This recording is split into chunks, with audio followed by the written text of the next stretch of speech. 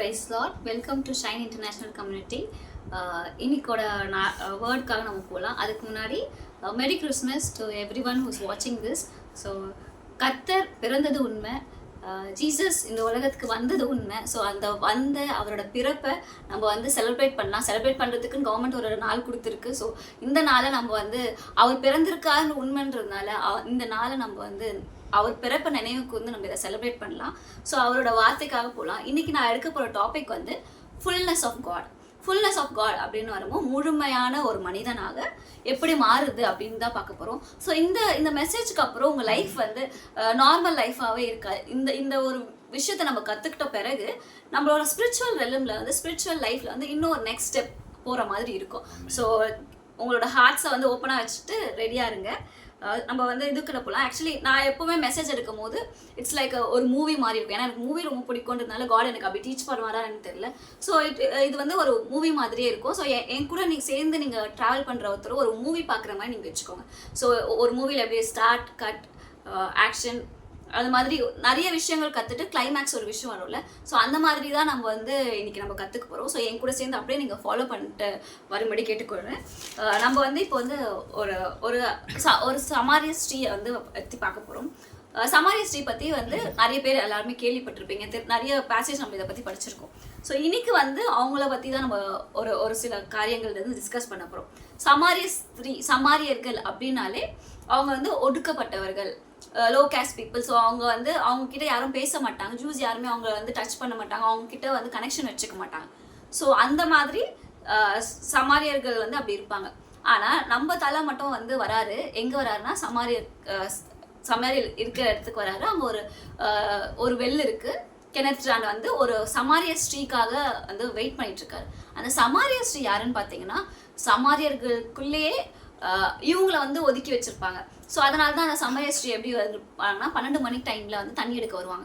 So அந்த மாதிரி டைமில் வரும்போது ஏன்னா அவங்க யாரையுமே பார்க்க வேண்டாம், அவங்களும் வேற யாருமே இவங்கள பார்க்க வேண்டாம்னு சொல்லிட்டு அந்த உச்சி வெயில் டைமில் இவங்க அவங்க தண்ணி எடுத்துகிட்டு போக வருவாங்க. ஸோ அந்த மாதிரி வரும்போது ஜீசஸ் இந்த ஒரு சமாரிய ஸ்ரீக்காக அவர் வெயிட் பண்ணிட்டு இருக்காரு. ஸோ அந்த சமாரிய ஸ்ரீயை பார்த்த பிறகு அவர் என்ன கேட்டார், தண்ணி கேட்பார். ஸோ தண்ணி கேட்கும் போது நீங்கள் எப்படி என்கிட்ட தண்ணி கேட்குறீங்க அப்படின்ற ஒரு கான்வர்சேஷன் வரும் அவங்களுக்குள்ள. ஸோ அது கேட்கும்போது காட் சொல்வார், நான் யாருன்னு தெரிஞ்சிருந்தா, நான் என்ன கொடுப்பேன்னு தெரிஞ்சிருந்தா நீ இதை கேட்டிருக்கே மாட்டேன்ற ஒரு கான்வர்சேஷன் வரும். ஸோ அந்த பேசேஜ் நம்ம படிக்கலாம். யோவான் 4:10. இயேசு அவளுக்கு பிரதியுத்தரமாக, நீ தேவனுடைய ஈவையும் தாகத்துக்கு தாய் என்று உன்னிடத்தில் கேட்கிறவர் இன்னார் என்பதையும் அறிந்திருந்தாயானால் நீயே அவரிடத்தில் கேட்டிருப்பாய், அவர் உனக்கு ஜீவ தண்ணீரை கொடுத்திருப்பார் என்றார். நீயே அவர்கிட்ட கேட்டிருப்பா, அவர் உனக்கு ஜீவ தண்ணீரை கொடுத்திருப்பார் என்றார். ஜீவ தண்ணி. ஸோ இந்த விஷயத்த நீங்க மைண்ட்ல ஞாபகம் வச்சுக்கோங்க. லிவிங் வாட்டர், ஜீவ தண்ணீரை அவர் கொடுத்திருப்பாரு அப்படின்றத நம்ம மைண்ட்ல வச்சுக்கலாம். ஸோ இவங்க கிட்ட இந்த கான்வர்சேஷன் நடக்கும்போது அப்ப அவர் சொல்லுவாரு, நான் இந்த தண்ணி குடிச்சா உங்களுக்கு தாகமே எடுக்காது அப்படின்ற ஒரு கான்வர்சேஷன் வரும்போது அவங்க சொல்லுவாங்க, அப்படின்னா அந்த தண்ணியை எனக்கு கொடுங்க, அதை நான் இருக்கிறேன். ஸோ தட் நான் இந்த தண்ணியை எடுக்கிறதுக்கு கஷ்டப்பட்டு இந்த ஊர் மக்கள்லாம் இல்லாதப்போ யாரும் இல்லாதப்போ அந்த பேர்டனை சுமக்க வேண்டாம் அப்படின்றதுக்காக அவங்க கேட்பாங்க. அப்போ காட் சொல்வார், நீங்கள் போயிட்டு உன் புருஷரை கூட்டு வா அப்படின்னு சொல்லும் போது அப்போ சொல்லுவாங்க, எனக்கு புருஷன் இல்லையே அப்படின்னு சொல்லுவாங்க. ஸோ அப்போ சொல்லுவாங்க, ஆமாம் உனக்கு ஒரு புருஷன் இல்லை 5 புருஷர்கள் இருக்காங்க அப்படின்னும் அவங்களுக்கு பயங்கர ஷாக் ஆகிடும். ஸோ அவங்க அப்புறம் அவர் தான் ஏசுப்பா தான் மேசியா அப்படின்ற ஒரு விஷயத்த ஃபர்ஸ்ட் இந்த சமாரிய ஸ்ரீக்கு தான் அவர் வெளிப்படையாக சொல்லுவார். ஸோ அந்த ஒரு காட் கூட ஒரு என்கவுண்டர் நடந்த பிறகு அவங்க அப்படியே ஓடி போய் அப்படியே அந்த மக்கள்கிட்ட மீட் பண்ணி ஏசுப்பா பற்றி சொல்லுவாங்க. இவங்க சொல்கிறது மூலியமா அவங்க ஏசுப்பா பார்ப்பாங்க. அது மூலியமா அவங்க ஏசுவை தெரிஞ்சுப்பாங்க, ரட்சிக்கப்படுவாங்க. ஸோ இதுதான் இதோட அவுட்லைன் ஸ்டோரி. ஸோ அந்த பேசேஜ் நம்ம படிக்கலாம். யோவான் 4:13-14. இயேசு அவளுக்கு பிரதியுத்தரமாக, இந்த தண்ணீரை குடிக்கிறவனுக்கு மறுபடியும் தாகம் உண்டாகும். நான் கொடுக்கும் தண்ணீரை குடிக்கிறவனுக்கோ ஒரு காலம் தாகம் உண்டாகாது. நான் அவனுக்கு கொடுக்கும் தண்ணீர் அவனுக்குள்ளே நித்திய ஜீவ காலமாய் ஊறுகிற நீரூற்றாயிருக்கும் என்றார். 34, 39, 40, 41, 42. நான் செய்த எல்லாவற்றையும் எனக்கு சொன்னார் என்று சாட்சி சொன்ன அந்த ஸ்திரீனுடைய வார்த்தை நிமித்தம் அந்த ஊரில் உள்ள சமாரியரில் அநேகர் அவர் மேல் விசுவாசமுள்ளவர்களானார்கள். சமாரியர் அவரிடத்தில் வந்து தங்களிடத்தில் தங்க வேண்டும் என்று அவரை வேண்டிக் கொண்டார்கள். அவர் 2 நாள் அங்கே தங்கினார். அப்பொழுது அவருடைய உபதேசத்தின் நிமித்தம் இன்னும் அநேகம் பேர் விசுவாசித்து அந்த ஸ்திரீயை நோக்கி, உன் சொல்லின் நிமித்தம் அல்ல, அவருடைய உபதேசத்தை நாங்களே கேட்டு அவர் மெய்யாய் கிறிஸ்துவாகிய உலக ரட்சகர் என்று அறிந்து விசுவாசிக்கிறோம் என்றார்கள். ஓகே, இப்போ வந்து இந்த சமாரிய ஸ்திரீயோட லைஃப் பார்க்கும்போது அவங்க வந்து before the encounter of Jesus and after the encounter of ஜீசஸ்ன்ட்டு அவங்க லைஃப் நம்ம பிரிக்கலாம். So before the encounter of Jesus அப்படின்னு வரும்போது அவங்க லைஃப் எப்படி இருந்துச்சுன்னா, அவங்க வந்து ஒரு டிஸ்சாட்டிஸ்ஃபைடு உமன், அவங்களுக்கு வந்து ஒரு அதிருப்தியான உமன். அவங்க வந்து ஒரு வேசி இல்லை, வேசினா ப்ராஸ்டியூட், வேசி அப்படின்ட்டு பைபிளில் வந்து மென்ஷன் பண்ணுறாங்க. ஸோ அவங்க ஒரு வேசி இல்லை, ஆனால் அவங்களுக்கு வந்து ஒரு சாட்டிஸ்ஃபேக்ஷன் இல்லை. இப்போ அவங்களுக்கு வந்து இந்த ஹஸ்பண்ட் கிட்ட ஒன்றும் இல்லை அப்படின்ட்டு நெக்ஸ்ட் தாவாங்க, நெக்ஸ்ட். ஸோ அவங்க கடைசி வரைக்கும் அவங்க 5 பேர்கிட்டயுமே ஒரு திருப்தியே இல்லாத ஒரு வாழ்க்கையை வாழ்ந்துட்டு இருந்தாங்க. ஸோ ஏசுப்பாவை மீட் பண்ற வரைக்கும். நெக்ஸ்ட் வந்து அவங்க வந்து பீப்புள் வந்து அவங்களுக்கு மீட் பண்ண மாட்டாங்க. அவங்க வந்து மக்களை வந்து பார்க்க மாட்டாங்க. மக்களுக்கு அவங்களுக்கு பிடிக்காது, அவங்களுக்கு மக்களை பிடிக்காது. அவங்க வந்து ஒதுக்கப்பட்டவளா இருந்தாங்க. அதனால தான் அவங்க 12 மணிக்கு யாருமே இல்லாத டைம்ல வந்துட்டு போனாங்க. அதுக்கப்புறம் அவங்க வந்து யாருமே இல்லாத ஒரு லோன்லினஸாகவும் டிப்ரெஸ்டான ஒரு வாழ்க்கையை வந்து அவங்க வாழ்ந்துட்டு இருந்தாங்க. ஒரே ஒரு என்கவுண்டர் தான், நம்ம தலையோட ஒரு என்கவுண்டர் வந்துச்சு.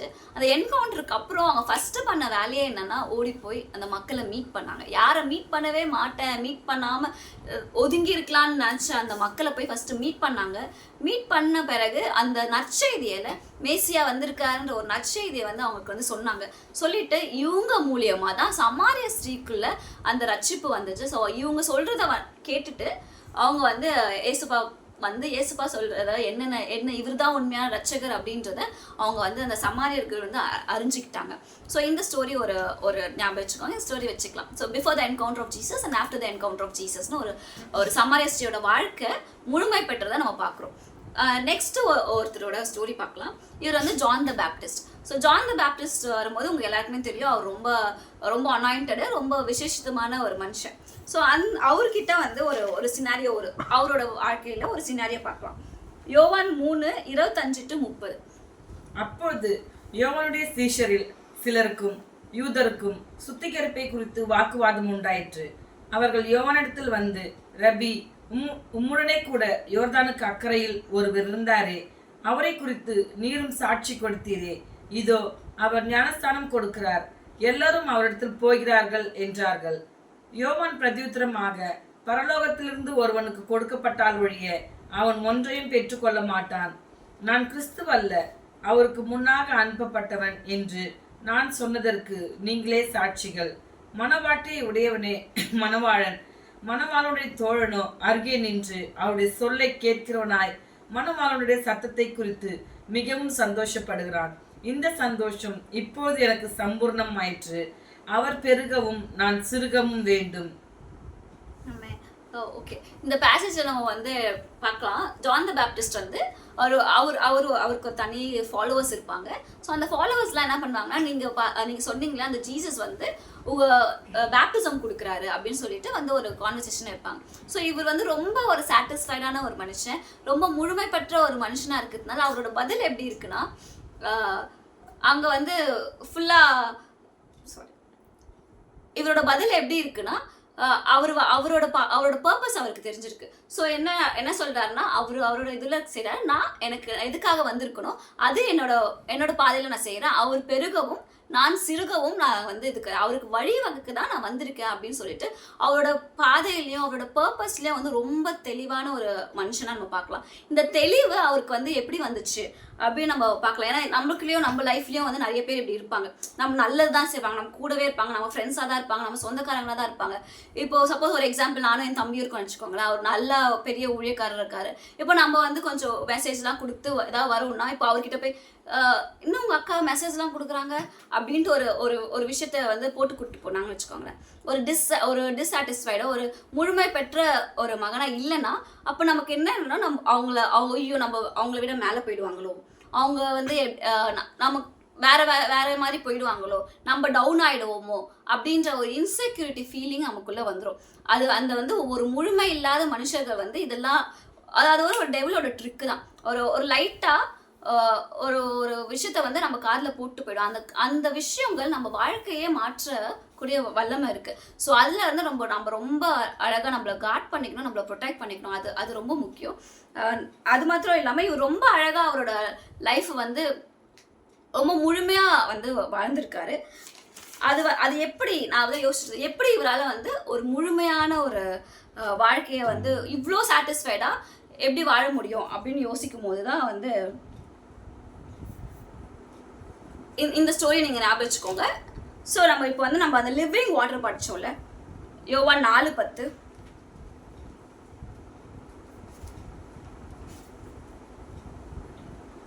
இயேசு அவளுக்கு பிரதியுத்தரமாக, நீ தேவனுடைய ஈவையும் தாகத்துக்கு தாய் என்று உன்னிடத்தில் கேட்கிறவர் இன்னார் என்பதையும் அறிந்திருந்தாயானால் நீயே அவரிடத்தில் கேட்டிருப்பாய், அவர் உனக்கு ஜீவ தண்ணீரை கொடுத்திருப்பார் என்றார். இப்போ வரலாம் நான் ஞாபகம் சொன்னல அந்த ஜீவ தண்ணீர். ஸோ இந்த ஜீவ தண்ணீரை அவர் கொடுத்திருப்பாரு. என்ன அந்த ஜீவ தண்ணீர்? ஜீவ தண்ணீர்னா என்ன அப்படின்னா யோவான் 7:38-39.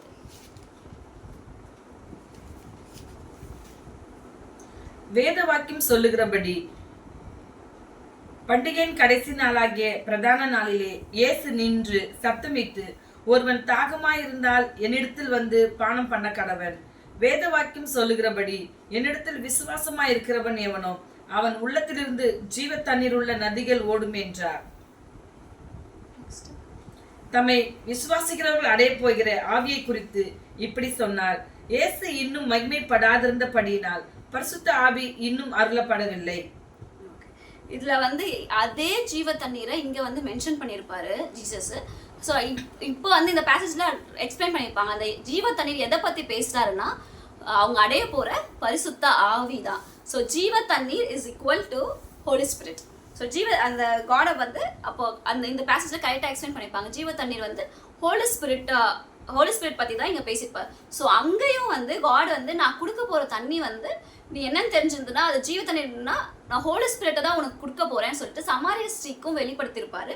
அதே ஒரு விஷயம் தான் இங்க இருப்பார். ஸோ அந்த ஒரு ஹோலி ஸ்பிரிட்டோட முழுமை வரும்போது அவங்க வந்து ஒரு முழுமையான மக்களாக மாறுறாங்கல்ல. ஸோ நான் வந்து யோசிச்சேன், ஜான் த பேப்டிஸ்ட் எப்படி முழுமையான இதுவாக மாறுறாரு. ஏன்னா அவருக்கான ஹோலி ஸ்பிரிட்டோட, ஏன்னா அவர் வந்து பேப்டிசம் எடுக்கல. ஸோ அதை பற்றி மென்ஷனே பண்ணல. பட் காடுக்கு வந்து ஜீசஸ்க்கு வந்து அவர் பேப்டிசம் எடுத்தோம் டவ் மாதிரி ஒரு ஹோலி ஸ்பிரிட் அவர் வந்து ஹோலி ஸ்பிரிட்டால ஃபில் பண்ணப்பட்டிருக்கும் நம்ம படிக்கிறோம். ஸோ இந்த ஜான் த பேப்டிஸ்ட் எப்படி வந்து இந்த முழுமையான அடைஞ்சதை பார்க்கலாமா? லூக்கா 1:15.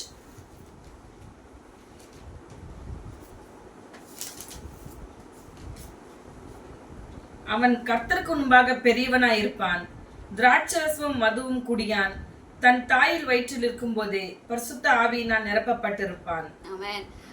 தன் தாயின் வயிற்றில் இருக்கும் போதே பரிசுத்த ஆவியினால் நிரப்பப்பட்டிருப்பான்.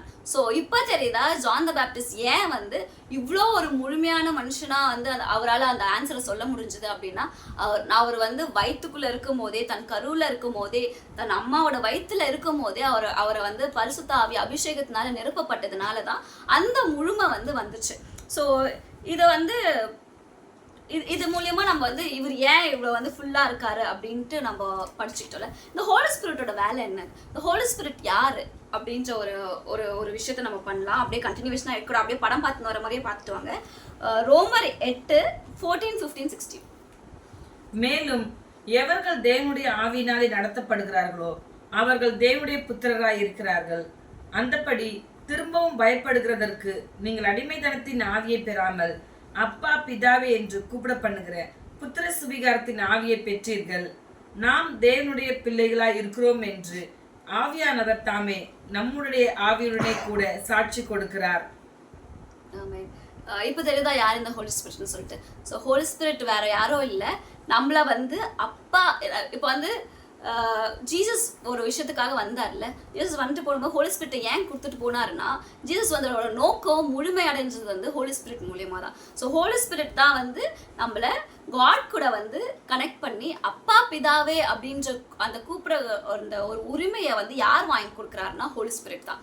ஸோ ஃபர்ஸ்ட் வந்து நம்ம ஓல்ட் டெஸ்ட்மெண்ட்லாம் நீங்கள் பார்த்தீங்கன்னா இந்த அப்பா காடை வந்து அப்பான்னு கூப்பிட்டா சப்பு நடிப்பாருன்னு நினைக்கிறேன். அந்த மாதிரியான ஒரு வெளிப்பாடு தான் நமக்கு இருந்துச்சு. ஸோ எப்போ வந்து ஆதாம் ஏவாளோட அந்த கனெக்ஷன் கட் ஆச்சோ அப்போதுலேருந்து காட்னாலே ரொம்ப ஒரு பவர்ஃபுல் அவர் அஃப்கோர்ஸ் அவர் பவர்ஃபுல் தான், பட் நம்ம வந்து அவரை டிஸ்டன்ஸில் வச்சே பார்த்துட்டோம்ல. நம்மள அவர் கிட்டேயே வந்து அவரால் நம்ம கிட்டேயே வந்து அவர்கிட்ட நம்மளால போகவே முடியல நம்ம பாவங்கள் நிமித்தம். ஸோ ஜீசஸ் கிரைஸ்ட் எதுக்கு வந்தாருன்னா, ஜீசஸ் கிரைஸ்ட் எதுக்கு பிறந்தாருன்னா அப்பா கூட இருக்கிற உறவை வந்து மீட்டெடுக்கிறதுக்காக தான். ஸோ இந்த பிறப்பு நம்ம ஏன் செலிப்ரேட் பண்ணுறோம் அப்படின்னா, ஏன் இவ்வளோ ஏசப்பாவை கொண்டாடுறோம் அப்படின்னா, அவரோட பிறப்பு வந்து காட் கிட்ட நம்ம கனெக்ஷன் கட்டாச்சுல. அந்த ஆதாம் ஏவாளோட கனெக்ஷன் கட்டான போது, நம்ம கனெக்ஷன் கட்டாகும் போது இவரோட கனெக்ஷனை ஒன்று சேர்க்கறதுக்காக தான் அவர் பிறக்கப்பட்டார், அவர் அடிக்கப்பட்டார், அவர் உயிர் தெழுந்தப்பட்டார்.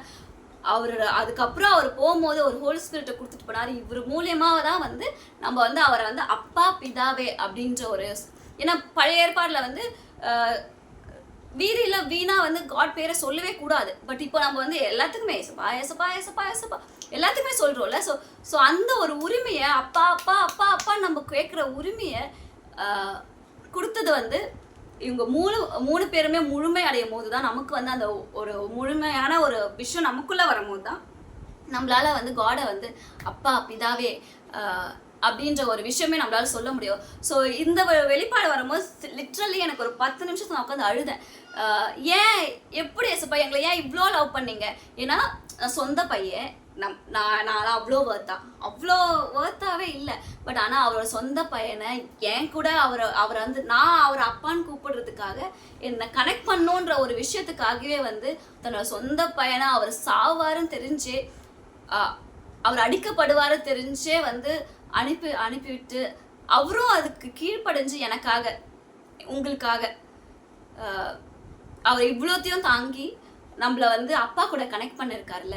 ஸோ இந்த பிறப்பை நம்ம வந்து கொண்டாடாமல் வேற எந்த பிறப்பை கொண்டாட போகிறோம்? ஸோ இந்த எப்படின்னா இந்த ஹோல் பைபிளே வந்து it's all about Jesus Jesus Jesus Jesus Jesus Jesus. ஏன் அவ்வளோ செலிப்ரேட் பண்ணுறோன்னா, எல்லாமே இந்த ஹோல் பைபிளில் எங்கே எடுத்து பார்த்தாலும் ஜீசஸ் மட்டும் தான் இருப்பார். ஆதியிலும் கடைசி வரைக்கும் அவரு தான் அப்படின்பாரு. ஸோ அதை நம்ம பார்க்கலாமா? நம்ம வந்து ஜெனிசஸில் என்ன ஆரம்பிக்கும்னா, in the beginning God created heaven and earth. ஓகேவா? In the beginning. ஸோ யோவான் 1:1-2-3 படிக்கலாமா? ஆதியிலே வார்த்தை இருந்தது, அந்த வார்த்தை தேவனிடத்தில் இருந்தது, அந்த வார்த்தை தேவனாய் இருந்தது, அவர் ஆதியிலே தேவனோடு இருந்தார், சகலமும் அவர் மூலமாய் உண்டாயிற்று, உண்டானதொன்றும் அவராலே அல்லாமல் உண்டாகவில்லை. ஓகே. ஸோ இந்த பிகினிங் ஸ்டார்டிங்கில் ஜீசஸ் இருந்தார். ஸோ இந்த பைபிள் எண்டு வந்து என்னன்னா ஆமேன் அப்படின்ற முடியும்ல. ரெவல்யூஷன் முடிச்சுட்டு இருந்தால் ஆமேன்னு முடிப்பாங்க. ஸோ ஆமேன் அப்படின்றதுனா நமக்கு எல்லாருக்குமே தெரியும், அப்படியே ஆக கடவுது அப்படின்ட்டு. ஆமேனுக்கு ஒரு இன்னொரு மீனிங்கும் இருக்குது, அதை கற்றுக்கலாமா நம்ம? ஸோ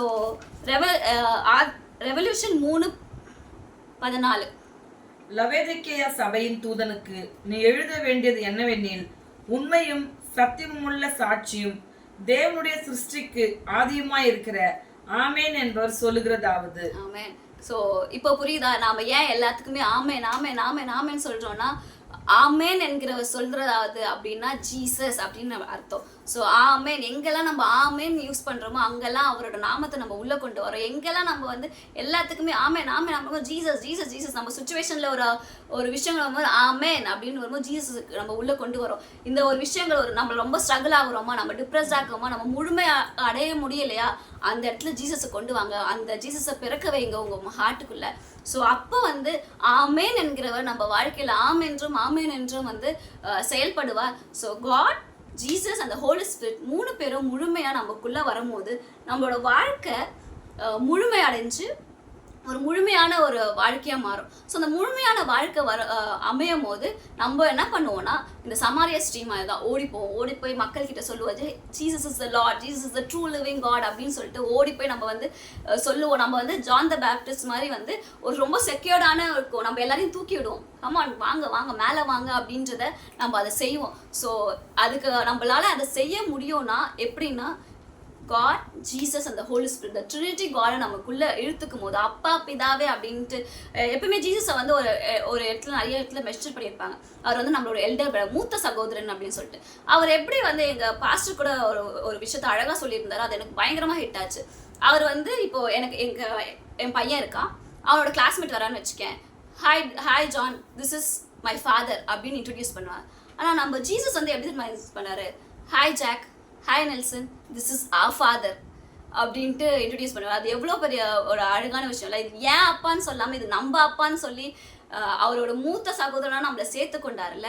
ஸோ அந்த ஒரு அப்பாவை, அந்த ஒரு காடை நமக்காக செஞ்ச இவ்வளோ பெரிய விஷயம் பண்ண ஒரு ரட்சகரை நம்ம கொண்டாடாமல் இருக்கலாமா? நம்ம வந்து செலிப்ரேட் பண்ணாமல் இருக்கலாமா? ஸோ அவங்க 3 பேரும் நம்ம வாழ்க்கைக்குள்ளே இணைஞ்சு நம்ம செயல்படும் போது நம்மளோட ஸ்பிரிச்சுவல் லைஃப்லேயும் சரி, நம்ம வாழ்க்கையிலும் சரி, வேற லெவலில் போய்கிட்டே இருப்போம். ஏன்னா நம்ம கூட இருக்கிற ஒரு அப்பா, நம்ம அப்பா அப்பா அப்பான்னு கூப்பிட்டுன்னு நமக்கு அவர் பக்கத்துலேயே அவர் மடி மேலேயே தூங்கலாம்.